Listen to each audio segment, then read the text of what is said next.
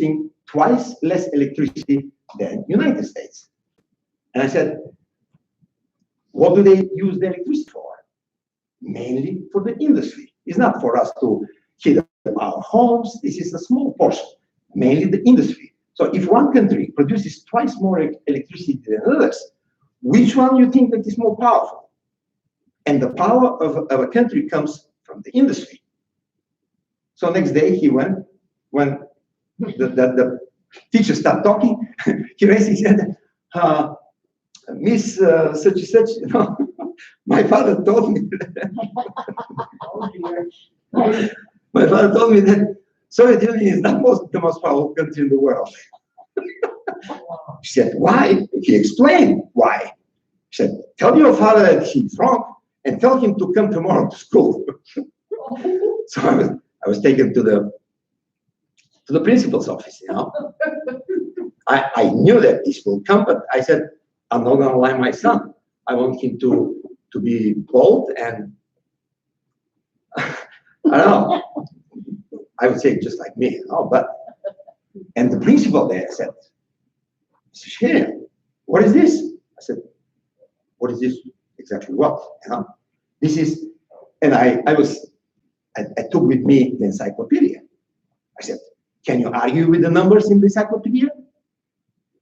If you can, that's a different conversation. If they lie in the encyclopedia, I will apologize and I will say, sorry, but my source was not correct. But if this is correct, there is no conversation about it. And then he turned after the political side of this. But regardless, I don't want to go to this story, you know. Finally, yeah, my son had trouble in school because little by little, which I appreciated, because he had to study twice harder to get B and A's, you know. But I was great about it because he was kind of a smart guy, and almost without studying, they were giving him A's, and I was afraid that he will be ruined. But anyway, so let's go back to when I was 16 years old. And I took those cutouts, and I'm reading the first sentence in the Constitution for first time in my life. We, the people of the United States, in order, and I stopped thinking. I said, we, the people, because in Bulgaria, not just in Bulgaria, Russia, every communist country, the news at night starts with the name of the leader and ends with the name of the leader. What he did, he's doing everything that is happening in the country is obviously all positive things, right? There is no negative news in a socialist country. Everything is positive. And I said, wow, what a difference. This is the United States of America, and they are putting we the people on the top, not the president, not the chief justice, not vice president, no. The president is not even mentioned. And that thing, you know, for first time, shook me to my core. Apparently, maybe I matured on a fast order. But I start, after this, start thinking very seriously about this, and I start looking for every possible source of information about the United States. And then, little by little, you know, I have some, let's see, yeah, from the Constitution, yeah, you read that every individual has the right to life, liberty, and the pursuit of happiness. And once I read this, that was another shock to me. I said, what kind of people live in this country that have such a noble thoughts and words and stuff? And after that, I went even further, finding things about John Rockefeller, you know, great American in the early years, which was saying, I believe that every right implies responsibility, every opportunity an obligation, and every possession a duty. I was speechless. And believe it or not, after this sank in my mind, and I realized, what is this? I said, it became obsession to me. I said, one day I want to live in this country that have people like this that can write and read and act this way. I want to be part of this country. And yeah, after a number of years, 24 to be exact, after that, this day came on August 26, 1989, when it's a whole saga how I left the country, because nobody gives you a passport, you cannot leave the country. 1988, beginning of 1989, the communism started a little bit collapsing and loosened up the regime, you know. The Secret Service was not that serious. They had obviously many other things to worry about. They knew, now we knew that they knew that everything will end soon. They were busy with getting billions of dollars out of the country, you know. So that's why they left us alone. And my brother and I, we just said, bro, now is the time. Thank God, through my job on private projects here and there, I had enough money. So I was able to bribe high-level bureaucrats, which issued 2 passports, you know, for my family and for my brother's family. And that's how with this, back then I knew bribery is not a normal thing, but I said, you know what, I'm gonna make a contract with the devil to get out of this country, because you fight fire with fire, you know. This is a country full of devils. I'm gonna escape. And that's how I left the country. And once I remember that at that time I was like a walking power cooker bomb, you know, ready to explode at any point of time. So much tension and emotions that they can stop us at any point of time, you know, at the airport. Once the plane took off to Germany, I said, I think this is it. We are beyond point of return. Now maybe we're safe. Once we landed in Germany, it was over, you know. From there, we took the plane to the United States. And we came here. I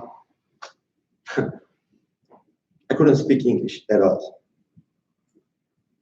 And a friend of mine was saying, you know, get books, because they don't let you go to English classes, because you are not from the people, from the pool of people that are going to get job in abroad, needed English language, or I didn't have connections, so we were not allowed to take lessons in those classes.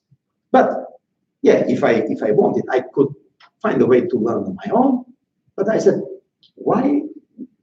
It is pointless. I will never be allowed to leave the country. What's the point to know English now? So I was concentrated on my engineering business. And so when I came here, I said, why I didn't listen to this guy, you know, years ago to learn some English? So I'm in the environment, my wife and I, and the children, but they're okay. They're waiting for us to make the decision. We are in an environment that everybody speaks English, TV, radio, people, you don't understand a word. You don't know what to do. Even if I ask somebody something with my dictionary here, I cannot understand what he's saying. Returning the the answer. So from guy to guy, I found a Bulgarian nobleman that he was a lawyer, but he was doing service, community service for immigrants without charge. And I went to him and I said, okay, I'm here not to ask for money. I'm here not to ask for anything. Just give me advice. Yeah, pointing the path. I have to make first, second step in certain direction. Where to be? Tell me. He said, look, first thing you have to do, find a job. But before that, I said, this is the second day I'm in the country. I said, I have to apply for political asylum. He said, I'll do that. So he had the forms, he filled them out. I took them to the asylum office. I applied. They gave me a card that I was legally in the country because I had a visa, but they gave me something extra, that I'm waiting for the process to be. And there was a date, my court date, Okay, 2 months later. Now, how to find a job? And I said, I cannot speak English. I don't know anything, I said, go to Armenian church and tell them your situation. They're going to help you. They're going to find some job with Armenian honor that you can speak Armenian to them, and somehow you'll get your first stage set. And that's what I did. I went to Armenian church. They interrogated me to make sure that I'm not a criminal. I'm not, I showed all my visa, passport, everything. So I said, okay. They found a job, and I studied there, But that was Armenian close community. And I said, okay, that's very nice that I'm going to improve my Armenian language, but my goal is to learn English, not Armenian, because I'm in the United States. So pretty soon, I left this company. I found a basement through, not officially, because I didn't have to back it up, in a real estate agency. They were not giving me any. I had $200 in my pocket, And thank God these people stopped paying me $200 a week, And that, I thought that I'm very rich already. So the basement was just fine. We cleaned it up. I did a lot of work. I put the shower, toilet, everything. And I went again to this guy. And he said, well, you all said, as I see it, while working to the Armenian company, find a job with English-speaking people. So I found one in Burger King. My wife and I, we applied, and Charlie was the manager. She started laughing. He said, okay, what is your education? He said, we're engineers. Engineers? I never had engineers flipping burgers. Well, he had once. And yeah, we had very many awards there. For example, my wife had a reward that she was the best sandwich maker. Interestingly, that was our first meeting with Black people. There are no Black people back then in Bulgaria. I was seeing a few students, exchange students in Bulgaria, but never had interaction with them. For first time, we were next to Black people. We don't know them. Maybe they know, the white folks, but we don't know them, my wife and I. Very soon, we found out that those in the Burger King, they were such a sweet people, ready to help us with words, with this. For example, you make the sandwich heavy mayo, and I start looking for a bottle that says heavy mayo. Why are you laughing? And I said, there is no heavy mayo. They explained what is light mayo, heavy. Those kind of things, they were really, really sweet to help us. And we were very well there. My wife worked for about a year there. I was promoting, found a job in electrical company making these lights with benefits and everything, medical. That was huge breakthrough. And there I started learning language really well, because there were a few guys that they were very intelligent, and I never had a chance to go to school and classes because I had to work all the time. For this year, I remember I had 3 jobs, Burger King, the electrical company, and pizza delivery in Domino's, until every night until 1 o'clock. But I had to get enough money. I don't remember complaining that the minimum wage is too low, and that was not my priority. I said, oh, it's too low, okay, get another job. And my philosophy is, if you cannot get enough money per hour, then you're going to work more hours. So it's as simple as that. Whose fault is this? Nobody invited me. I didn't win Nobel Prize, so United States will invite me here. No, I was kind of intruder, grab the plane, get the visa, and say, here I am here. So what? Big deal, Another guy that cannot speak English, another guy that we don't know how dumb he is, etc., obviously. But in 2 years, my English improved. My children helped a lot because they went to school. And one day after the first year, I thought that magically English will come to you. Just breathing the air is enough. It's not.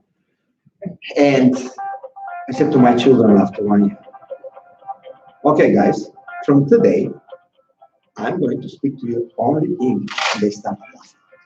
And he said, that means that you are in mute because you cannot speak English. They were making fun of me. But I said, this is very important. Without English, I cannot find engineering job, So they took their task very seriously. And so my English improved to the extent that at the end of the second year, I found an ad for a company. And I said, I'm going to send my resume. And they called me. I had a good friend of mine, electrical engineer, who he's extremely smart guy. He said, you know how I got the job? Because I didn't know how to write the resume. He said, look, write the resume, just a few sentences. But what I did, they started reading my resume and said, oh, impressive resume. I said, guys, I can write in the resume anything I want. I can write that I am Nikola Tesla, and you're going to believe me. Forget this. Do you have a problem in the company that you cannot solve? Put it on the table, and I'll tell you, am I capable of doing it or not? And I said, wow, this is, in poker, they say all in, And that's how he said, I got the job. I said, I'm going to do the same. What do I have to lose, If they don't get me, they don't get me anyway, but big chance that I can. So I did it, and thank God, everything that they brought, 3, 4 problems, I was familiar with them. And I said, guys, okay, this has to be happening. I can do it right away if you want to. So they hired me on the spot.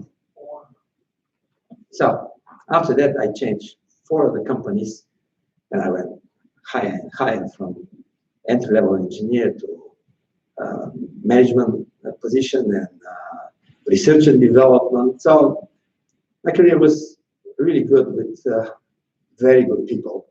I established a huge network from New Jersey to California. I have lots of friends, professional friends. So at this end, I was very, very fortunate.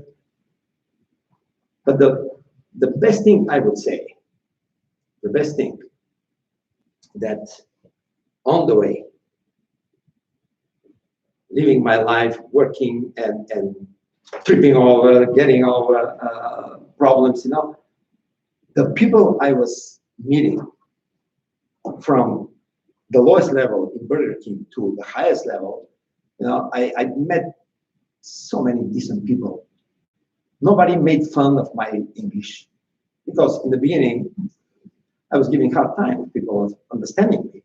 Thank God, in science, engineering, you can sketch things and you can write formulas. So that was helping me a lot to get my message across. But I don't remember anybody saying, you know, why don't you learn first English and then start working here? My boss, my first boss, I told him, he gave me a computer. I never touched a computer by that time. I said, John McKendry was his name. I said, John, I don't know what to do with this.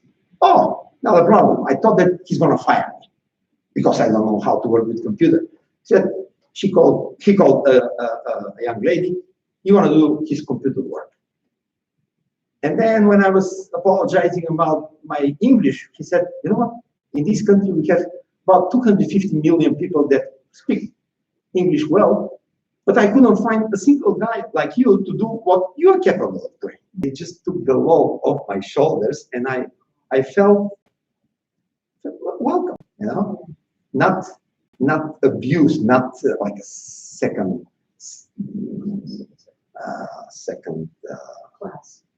class citizen, you know. No, not to mention when my citizenship was already a fact, you know, the president of the company, through unbelievable party, I couldn't believe that he's doing this, and I was one of the 3 people that he said, these 3 people, he sent a memo, like, you VIPs will never travel in the same car, bus, or airplane, you know, because they are too valuable for the company.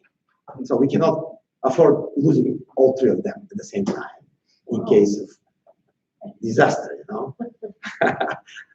To me, that was too much, you know, but what happened to me, you know. So,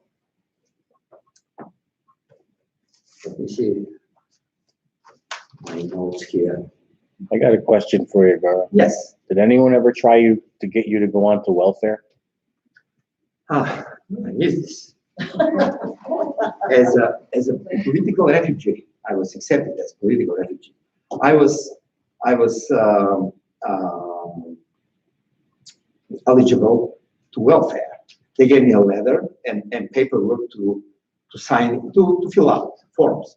But I didn't know what this is, and they said, okay, take it to a translator and come back. So I went to the very same guy that gave me the first instructions what to do in this country. And he said, okay, this is a welfare. I said, is it good? Is it bad? Honestly, when they gave me this, I thought that they are kicking me out of the country. That's how I was officer. I said, but he said, no, they're giving you free money for 2 years. And it was, I said, more than twice the money that I was making later on. And I said, okay, that's a great thing, right? He said, He was not ecstatic. He was not very happy about it. I said, obviously you have something against this. Why don't you tell me what? He said, look, I like you very much. I see you're a very capable guy, and I want to protect you against this particular thing that I've seen ruin the life of many people coming from Bulgaria, political refugees, because you're going to take the welfare, you're going to go home, you're under huge pressure now. All of a sudden, the pressure of making money for living is out of the window. You're going to lay on your back. You're going to say, okay, the only thing you have to do to go to school for 2 hours a week. That's it. No other obligations. You're going to become a lazy bum. That's what you're going to become. You're going to forget about the hard work. 2 years, is a long time and at the same time, a very short time. You're going to open your eyes in 2 years, you'll find out, you'll find yourself at square one. You're not going to know English well, at all, probably, or very little. And then you don't know anything about how this country is working. That's why he said, forget this. Return the form, find the first job you find that says help wanted, and he wrote it down. You know, that's what I did. I thought about it and I said, this guy's a smart guy, you know. And regardless, I know or don't know the system here, this is very logical that he said, and I listened to him. Thank God, you know. Now thinking about this, that proves that decision that I made proved that I had something up here. You know? But and we found the job in Burger King. You know, this way. So when I returned the forms, that was a big thing there. They didn't let me go. They thought that I don't understand that I have to return the money. They said, no, you don't have to return the money. I said, I know. I don't want it. You know? So finally they let me go. I had help in many forms, but never in a form of money, from nobody in my life. And I find this probably the biggest motivation for any person. I don't think that I'm any special. I'm just average person. And I'm sure that if I accepted the welfare, my life would be completely different. Completely different. Because I learned how much you learn under stress.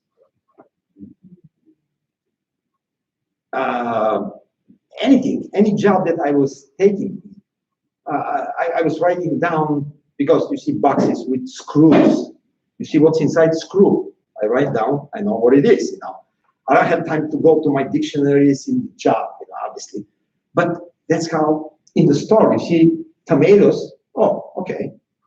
You write down tomato. This and that. And we were learning English every step of the way. Wherever you turn, you find words and things that you don't know. But you're writing down. And I appreciate very much, and I thank the United States government that didn't put Bulgarian signs in the stores and would ruin my life, you know, would make me lazy. And so later on, of course, in the States, I learned the same: no pain, no gain. Anybody that doesn't believe it is true, absolutely true, absolutely true. You know. And then if you know world history of let's say art, music, and writers, the greatest writers and music composers probably they've been having extremely hard life, extremely hard.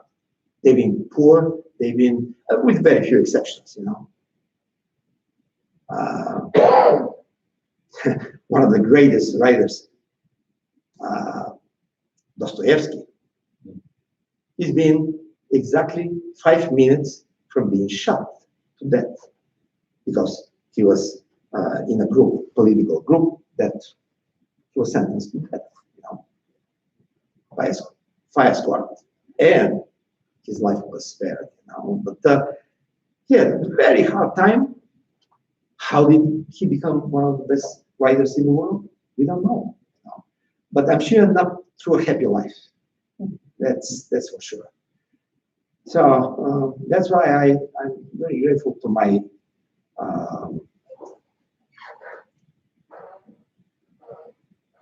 the way my life turned out to happen. First in Bulgaria, then in this country.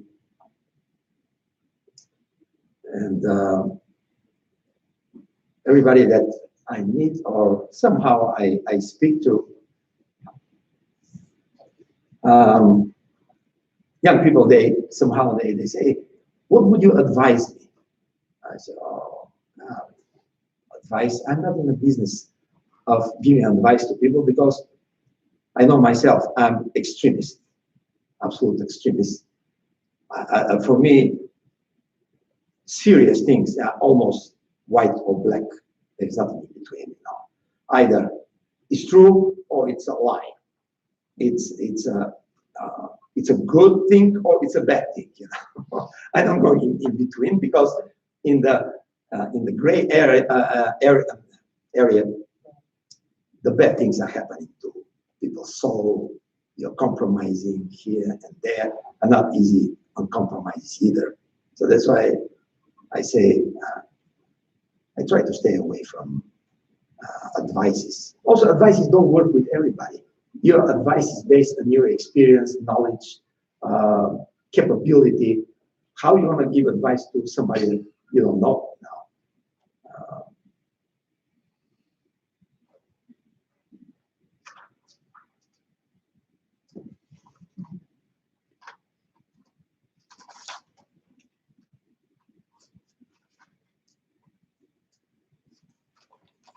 When did you become a citizen? I became a citizen 2005. Technically, there was a delay because my family became 3 years earlier. But turns out that in the immigration office in New Jersey, they found a floor, 11th floor, with asbestos. They sealed the floor, and for 3 years, and my papers, my case was on this on this floor, and they unsealed the floor 3 years later, and then my case was processed and finished. But the nice thing about a coincidence, you know, with my citizenship was that I was sworn on the same date I arrived in the United States, August 26th, 2005. That's awesome. Yes. Let me tell you, that was a very special day for me. Maybe after a few other days, the birth of my children, or maybe my marriage. You know, I don't know about marriage, but after 42 years. This is being broadcast, you know. I'm joking. But seriously, of course. After those dates is the August 26th of 2005, when I raised my hand and I had to be sworn with many other people there. I cried. I cried. I couldn't stay. Somehow, all this, and it, you know, interesting thing that I've done things. How I found that my colleagues said that I've done things that they were done for the first time in the United States. In the technology that I was in the print circuit boards technology. And I did a few things that nobody else before me did it. And I didn't know that because those are company secrets. Nobody tell the audience what they do. And but I found that I was the first one. I never said that everybody said, oh, you have to be proud of yourself. I said, no, I don't use, and not because I want to take a pose of, look at me. I don't say I'm proud of myself. No, but I don't think that this is enough achievement to be proud of yourself. I mentioned already, if I was Nobel Prize winner, maybe I would say, hey, that's a reason good enough to be proud of yourself, but I'm not. That's why I never said that. And I taught my children not to use this word. You know, that people are using very, very easy. They're always proud of themselves for this, for that, for little things. But I'll tell you what, on August 26th, 2005, when I was with my right hands up, I was thinking exactly that. I said, you know what? After all this effort, work, and sacrifice, and everything, what you did to come to a point where you earn the respect and the trust of the American people, and they accept you as a equal among them, I was proud of myself. Right or wrong, but that day I was proud of myself. That was a very special day. Amen. Would you like to take some questions? So, yes, I don't know if that was interesting to you or not.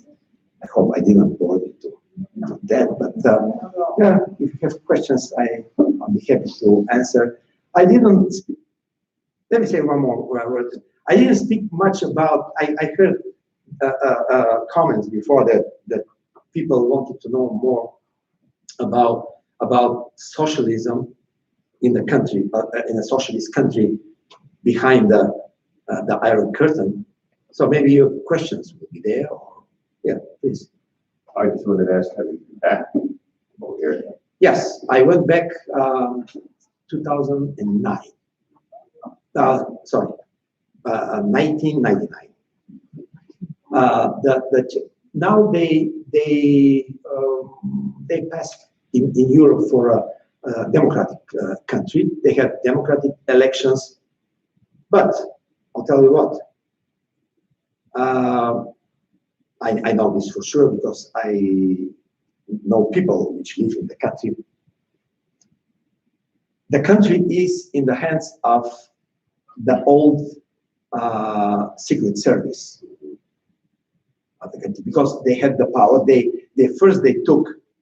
were talking about maybe 14 to 16 billion dollars, which for a small country like this is a lot of money.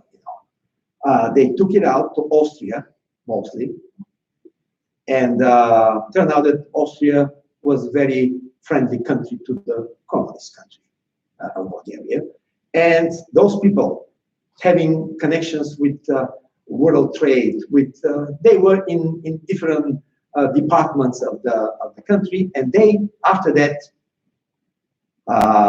the first election, democratic election, was won by the Communist Party, but then that was the last time.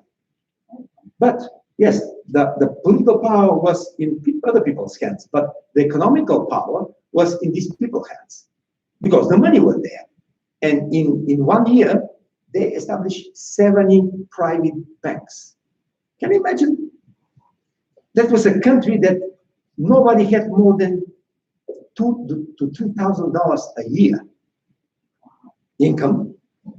And 2 years later, somebody is establishing a bank with millions of dollars in the vault now.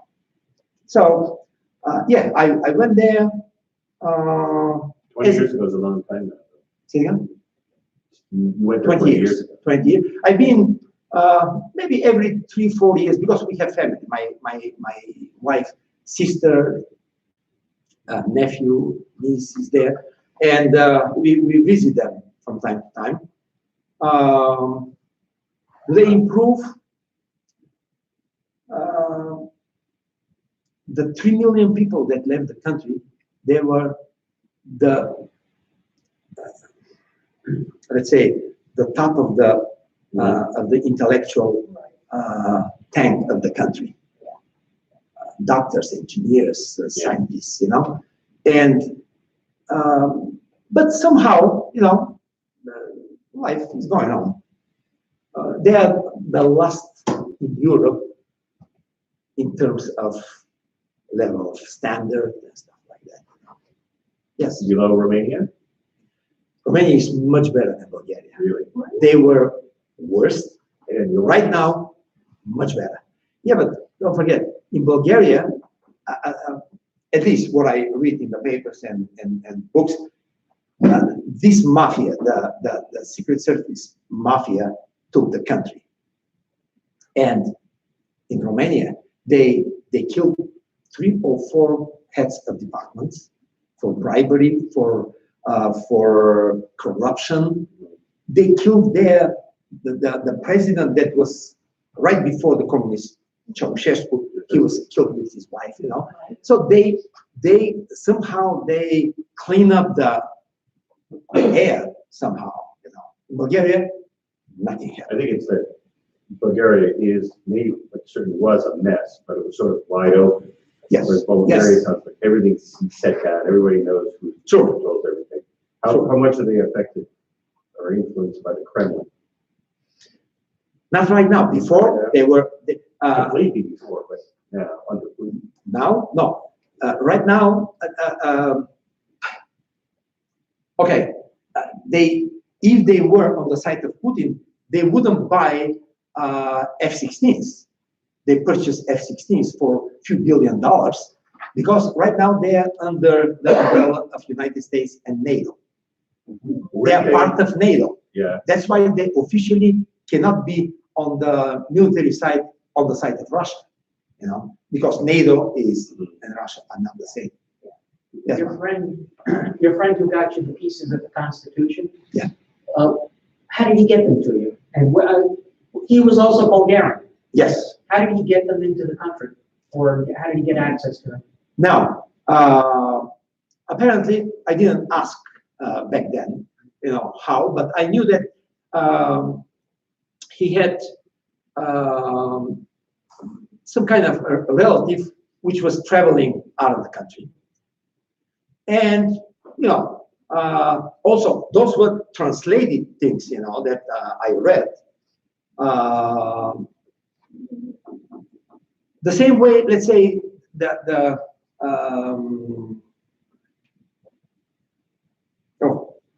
what was the word for? They were smuggling. They were smuggling, yes. Yeah. Yes. Yes.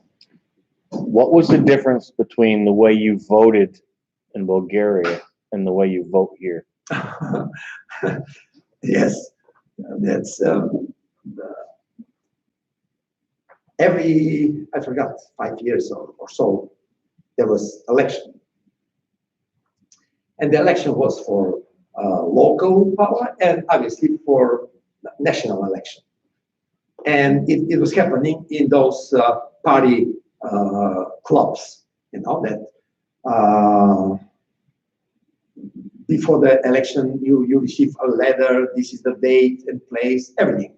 So you have to show up, they check your, and they give you, just like you're sitting on the table, and there are three or four different color bulletins. And you approach the table, and they just grab one, and they give it to you. And you know that this is the bulletin you have to drop in the box. You don't even ask what are the others. There are people I know doing this, they were in trouble after that. There were people not going to the election. They were going to their houses. Only if you are sick in bed, you have the excuse not to vote. Otherwise, the information goes back to your job and they go after you there. You'll be not promoted, you'll be even demoted. And intelligent people, they have self-preservation instincts. You cannot fight it this way, impossible. So the ballots were already filled out for you. Filled out, ready to be dropped. Your name, everything, boom. That's it. Not even in an envelope. And you go behind the curtain, you put it, but you don't have anything else with you. The only thing you can do, but I was afraid that there is a camera there to put it in your pocket and not to drop it, but you understand that you're not going to make any difference with this, you know. But let's call the word oppression, or the main thing was that in the country there was a fear among us, you know.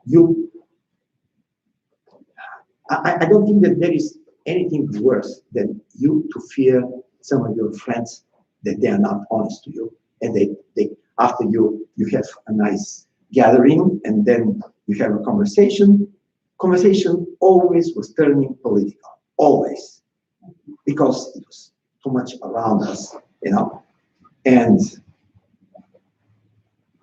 yes, there were instances in which people were reporting things, If anybody would like to ask Garo some more questions, we're gonna be hanging out for a few minutes. So, and I know he's eager to answer any questions. Thank goodness for your friend who gave you those pieces of the Constitution, but not just for you, Garo, for us.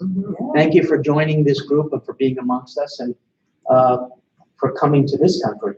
You could have chosen others, and we're happy to have you and I some couldn't of choose. You know why? You know why I couldn't choose others? Because I had uncle who immigrated in 1961. 1961, the World Organization, UN, exactly. It was not UN back then. But the UN forced the communist countries to let Armenians and Jews to get out of the country. Back then, we have our passport photo at home. We could leave, but my father said, you know what? Because we were about to go to America to some distant relative.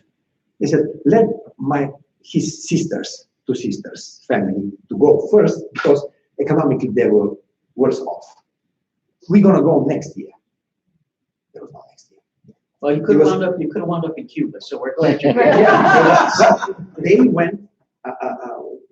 My mother's brother went to France, and 30 years later, when I was visiting him, and I couldn't visit him from Bulgaria, I was visiting him from the United States, and he said, my children, they were 6 and 7 years old when they went to France.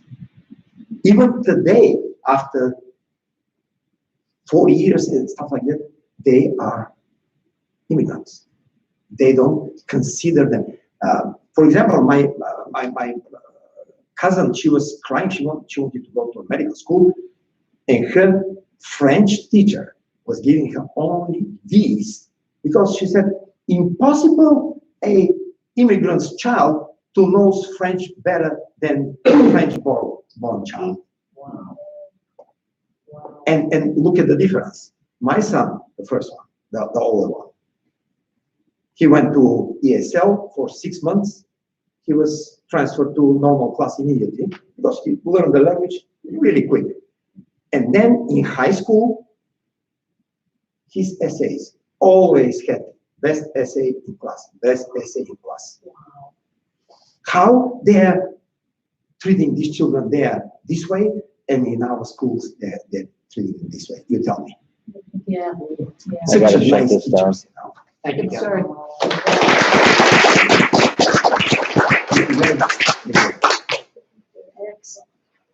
Mic off? Now we. Yep. Okay, now I can talk politics. Now we can- Ah, No, I give a hug to you. I miss you guys. Good to see you. Oh, I wish I could. Right. So, it talks to wear red hat.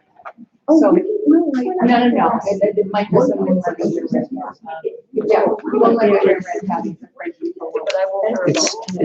You won't wear a ball cap. Okay. Yeah. Okay, yeah, so the deal we have with my husband is I can't wear a red hat, but I got the Pringles hat, and no one knows what it says. It looks like it's just like you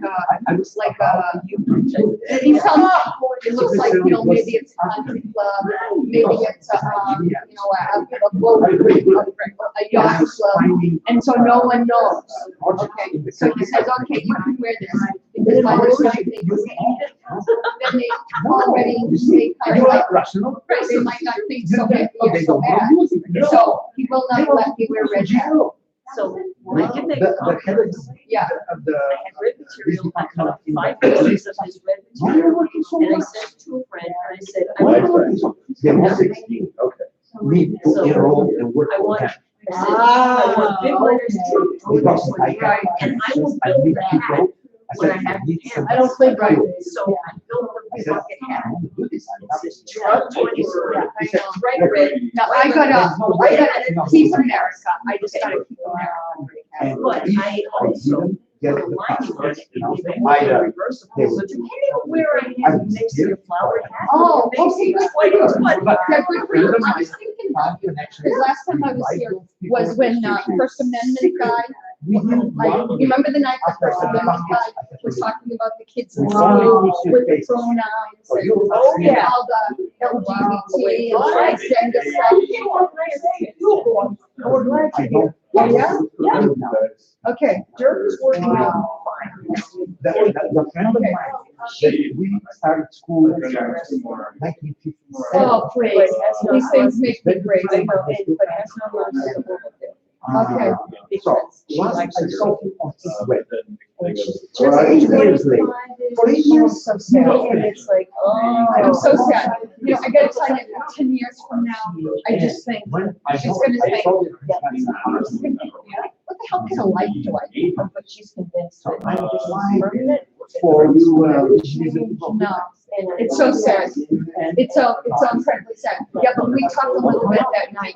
So, and it was very good. The guy that night with the First Amendment, that was very good. And the other day, I'm reading a story, I think it's maybe Michigan, and, you know, really good teacher, maybe 20 years there.